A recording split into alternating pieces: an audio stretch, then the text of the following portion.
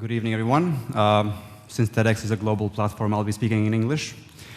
I'm here to talk about the link between gender equality and development, but I'd like to start my talk by telling you why, about the reason why I, as a man, have been actively engaged with the subject of gender equality in Kosovo. It's easy for men in Kosovo to ignore the topic. Most men, and also most women for that matter, don't understand the scale of the problem in our country or don't think it's worth making a big deal out of. Many agree with traditional gender roles and don't even bother to see things critically or comparatively with other countries. They want to stick to traditions because, well, that could be a subject for an entire presentation.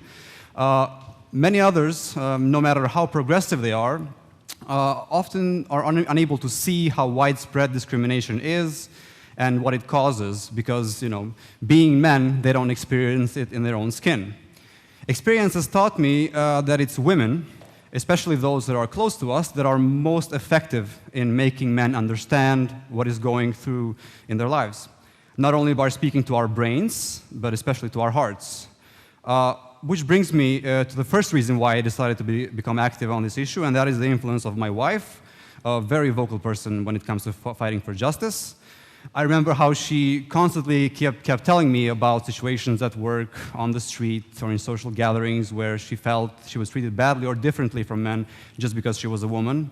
She made me aware about the double moral standards that are used to judge the same acts depending on whether they are done by a woman or a man. She also made me aware of the cases where I was treating her differently because she was a woman. So I began to really empathize and to realize that there are many barriers women face in a macho culture like ours. But since I'm quite a nerd, I'm also never fully convinced by the heart, so I had to see some data to really understand how bad the situation is. Which brings me to the second reason why I decided to become an active supporter of the feminist agenda. I remember it was sometime around 2013, I was looking through the labor force survey, which is a standard survey conducted by the agencies of statistics all over the world. And I remember looking at a particular number, 20%. This number represents the percentage of working-age women who are active in the labor market in Kosovo. The word active means those who are either working or looking for work. So just think about that for a second. Only 2 out of 10 women are active in the labor market. The other 8 are not just unemployed. Don't confuse this with unemployment. They are not even looking for work. So that's the sad truth. They are content with staying at home either because they think they can't find work, they're discouraged, or, and this is most often the case in Kosovo, because society has determined their role to be in the home.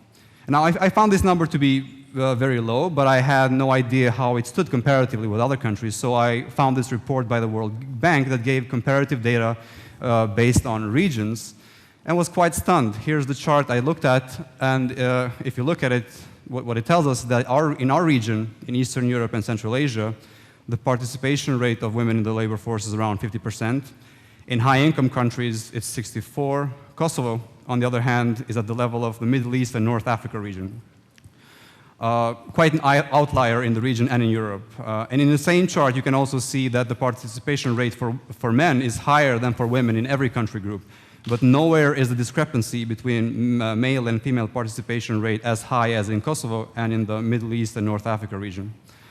So in these societies, it is sort of, it's a man's role to provide for the family, and women seem sort of largely predestined to become housewives or work around the house. Now, I remember that I couldn't stop thinking about these numbers for several weeks. In the meantime, I looked at other statistics related to women in the economy and found the same story everywhere. Women in Kosovo are severely disadvantaged. They own very little, if any, property. It is never passed on to them, even though the law gives them that guarantee. A very small share of women own businesses. Having no property to claim as collateral, they can't get loans.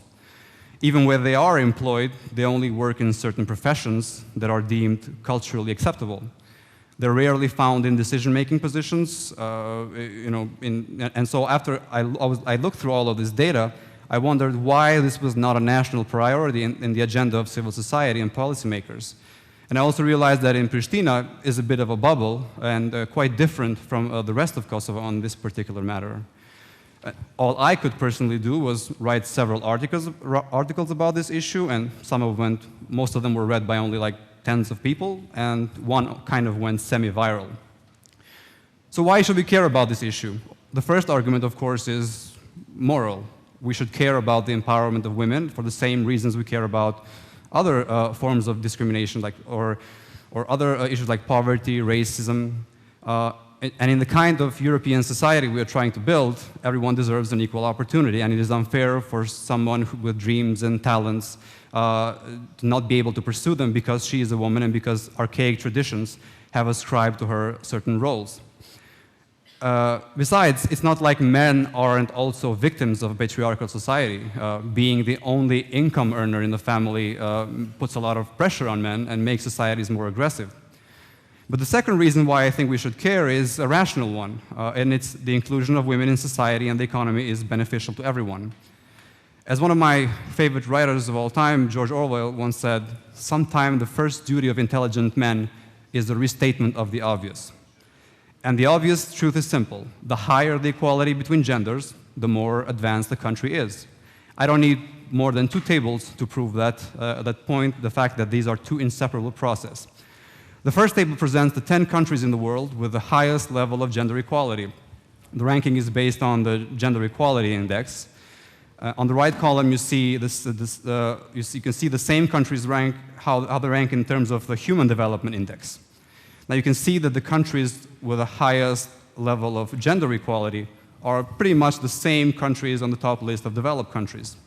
And now the second table shows the bottom of that list. The same story here.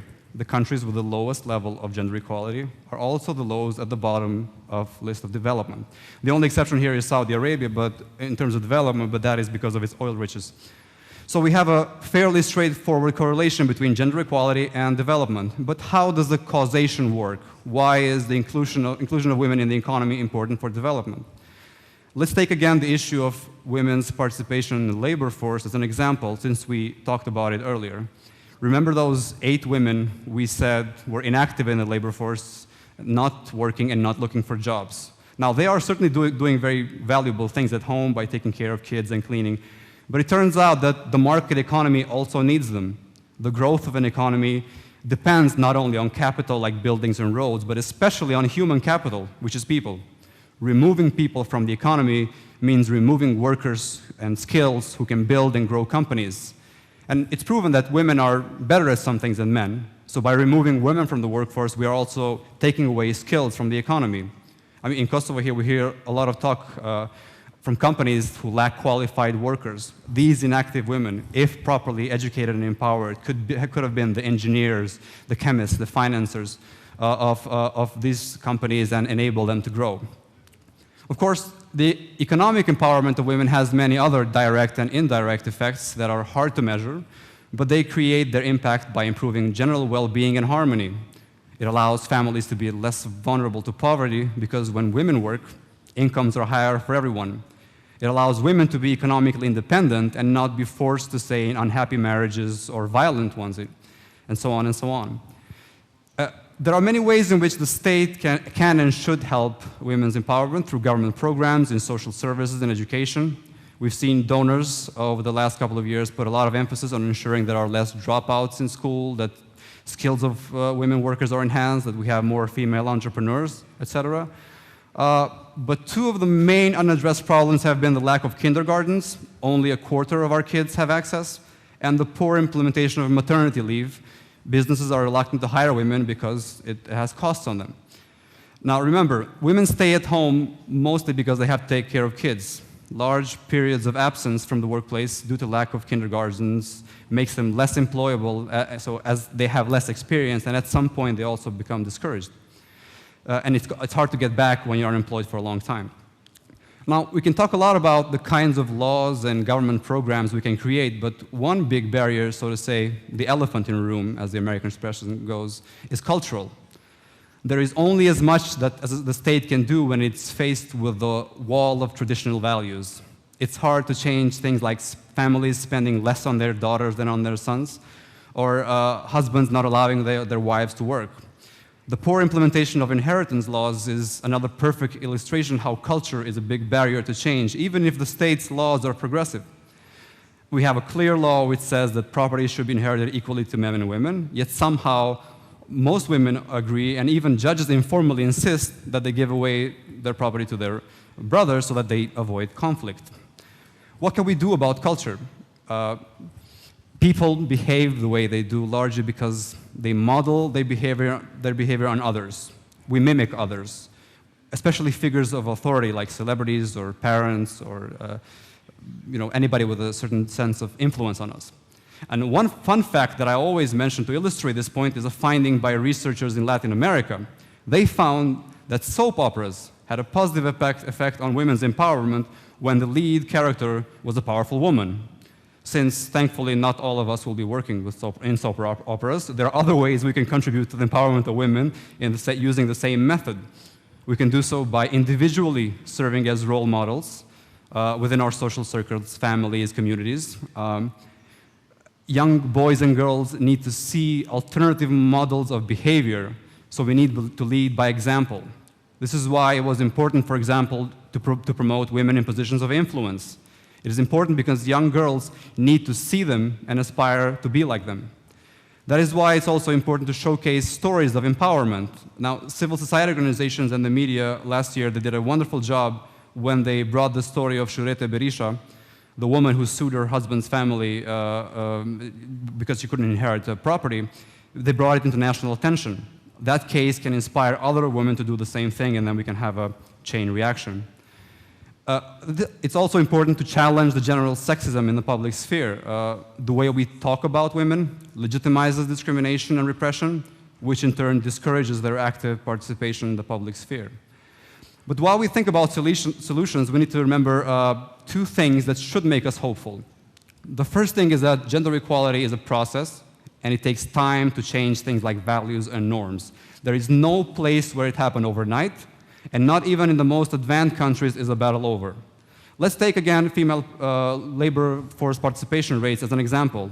The chart behind me shows how slow the participation rate of women increased from the 1960s till today in OECD countries, that's developed countries.